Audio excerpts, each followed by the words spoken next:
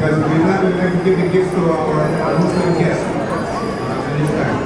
Probably in the future we have enough money to make it for all of you. So we'll do the round now. We have 6 prizes. And the first one you do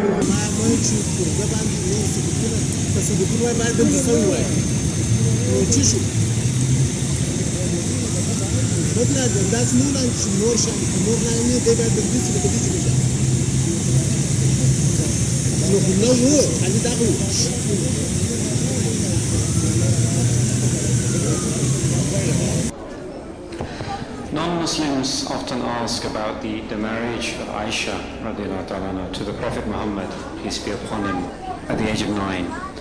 Can you give some light to this? I find it amusing that people who wish to defend women's rights make this such a big issue when Aisha herself didn't make it a big issue. She didn't seem to mind. In fact, she was very proud of it till the day she died, that the Prophet was her husband. He was a very loving husband. They had the perfect marriage, and there really were no issues at all.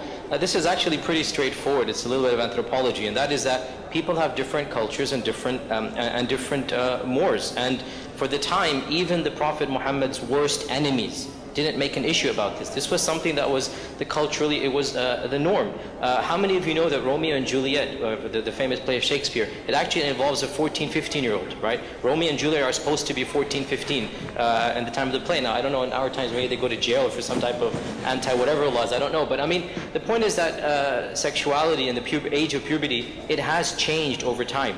And the Islamic Sharia, which basically defines adulthood with the onset of puberty.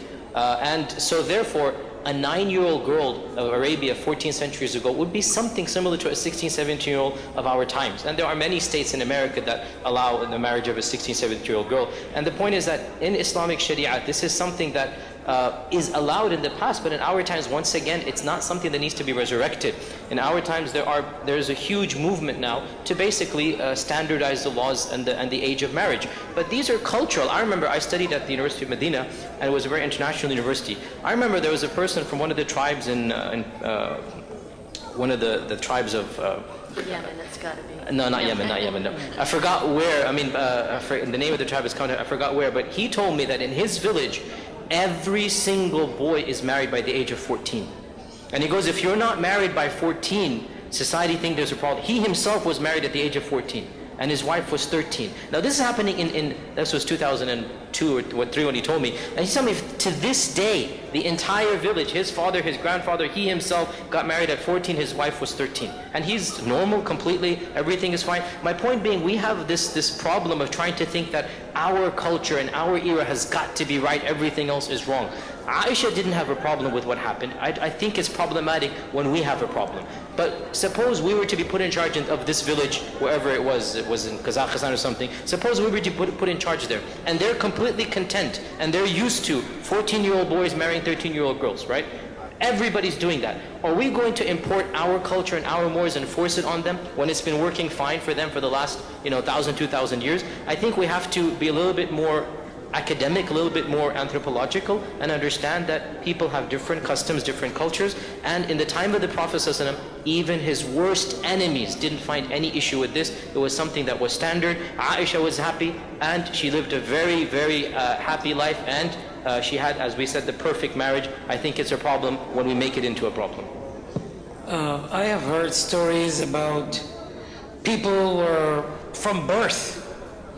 Parents start making arrangement that I get a son, he has a daughter. From birth they start making that insinuations that as they grow up they will get married. And many, not so long ago, generations or two before us, it was quite normal by age 12, 13 that our grandparents, great-grandparents would have gotten married. So the sense of responsibility and the normalcy of society at that point in time took that into consideration. And it's not a law, by the way. This is not a law that by age 9 your daughter has to get married. No, but it happened and it was accepted then. Today we have all the different comments and negativity of everything of the past that says Islam or Muslims, and that's not the way that we move forward. I mean, Islam is way beyond the Prophet marrying a 9-year-old girl.